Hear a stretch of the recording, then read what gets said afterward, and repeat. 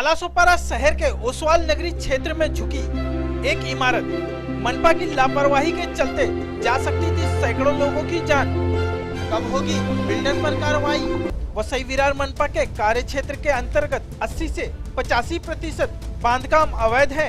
फिर चाहे वो चाल हो, लोड बेरिंग इमारत हो या मनपा द्वारा मान्यता प्राप्त इमारत। और ऐसा भी नहीं कि इस चीज की जानकारी स्थानिक प्रशासन या मनपा प्रशासन को नहीं है, परंतु कुछ पैसों के लालच में अपने अहदे से गद्दारी करने पर आमादा हो जाते हैं मनपा अधिकारी।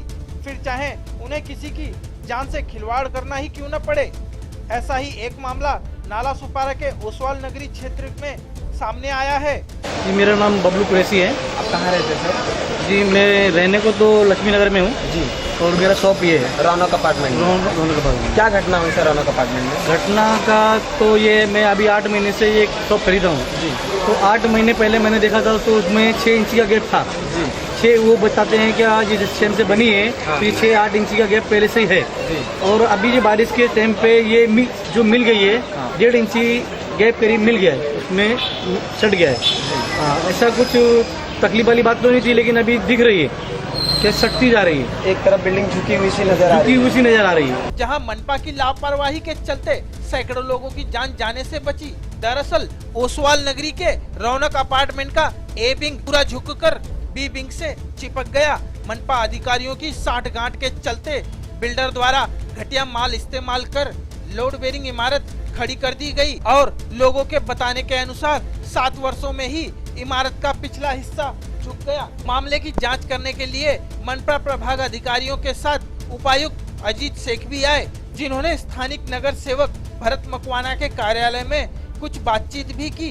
हाँ, यहाँ पे एक रौनक अपार्टमेंट करके बिल्डिंग है, उसके अंदर बिल्डर ने जो काम किया है तो उसके अंदर जो लोड डिवाइडिंग बराबर नहीं किया है, तो उसके हिसाब से एक साइड में बिल्डिंग झुकी हुई है। तो लोग में घबराहट फैल गई कि जो बिल्डिंग झुकी है तो कल क्या होगा। तो उसके बाद में हमने पूरा हमारा नगर पालिका का यंत्रणा यहाँ बुलाया, पुलिस डिपार्टमेंट को भी बुलाया और बिल्डर को भी बुलाया।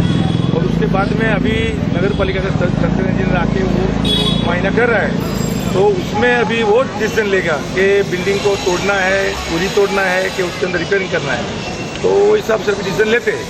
अगर सर ये बिल्डिंग टूटती है तो जो इधर जनता है, जो पब्लिक है, उनका क्या होगा? उनको अभी शिफ्टिंग किया है, उनको बिल्डर को यहाँ बुला के बिल्डर को बोल के उनको शिफ्टिंग कराया है। जब तक समझो यहाँ पे बिल्डिंग का ये जो मामला उलझता नहीं है तब तक उनको शिफ्टिंग की जगह पे रखेंगे और सब बिल्डर की जवाबदारी है।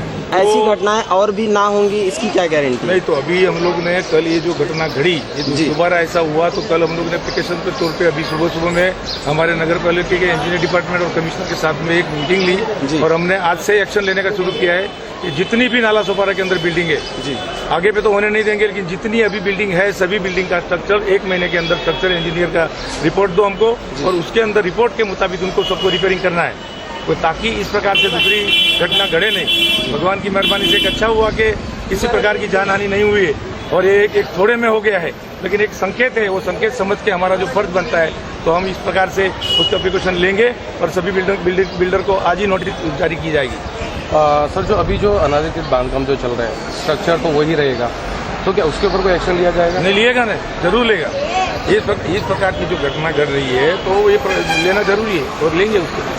साथ ही मौके का जायजा लेने पुलिस भी पहुंची। बताइए कि ये यहाँ जो आपने विजिट दिया है ये क्या माहौल है? देखिए, हम सब यहाँ जो खड़े हैं इसके पीछे रौनक अपार्टमेंट में एक कंस्ट्रक्शन है, थोड़ा सा लीन हुआ है। यहाँ के जो म्यूनिसिपल कॉरपोरेशन के जो चीफ इंजीनियर है उनको यहाँ बुलाया है, वो देखेंगे और कितना डेंजर है वो हमको बताएंगे। तो विदिन 4 आवर्स यहाँ जो रहने वाले हैं उनको हम शिफ्ट कर रहे हैं और उसके बाद ये यहाँ जो कंस्ट्रक्शन है वो ठीक ठाक करने के लिए वो स्टार्ट करेंगे। पर क्या इस मामले में इमारत में रहने वाले लोगों को न्याय मिलेगा? हालांकि सभी ने कहा है कि इमारत में रहने वाले लोगों को शिफ्टिंग दी जाएगी, पर क्या यहाँ पर इस इमारत की जगह पर दूसरी इमारत बनेगी या उसी को सुधार कर लोगों को शिफ्ट किया जाएगा? क्या उन अधिकारियों को सजा मिलेगी जिनके कार्यकाल में यह इमारत बनाई गई थी? ऐसे कुछ सवाल हैं जो लोगों के जहन में उठ रहे हैं। शहर में अवैध बांधकामों की संख्या दिन प्रतिदिन बढ़ती जा रही है। मनपा अधिकारी कार्रवाई की जगह पर बिल्डरों से लेन देन की बातें कर वापस आ जाते हैं। अगर किसी मामले में फंसना होता है तो फंसते हैं आम आदमी और जान से हाथ भी उन्हीं को धोना पड़ता है। अगर आप ही सोचिए, रौनक अपार्टमेंट के ए विंग के बगल में और जगह खाली नहीं होती तो बिल्डिंग झुकती नहीं, गिर जाती और सैकड़ों लोगों की जान चली जाती। तो इस दुर्घटना का और लोगों के जान माल का जिम्मेदार कौन होता? स्थानिक प्रशासन या मनपा प्रशासन?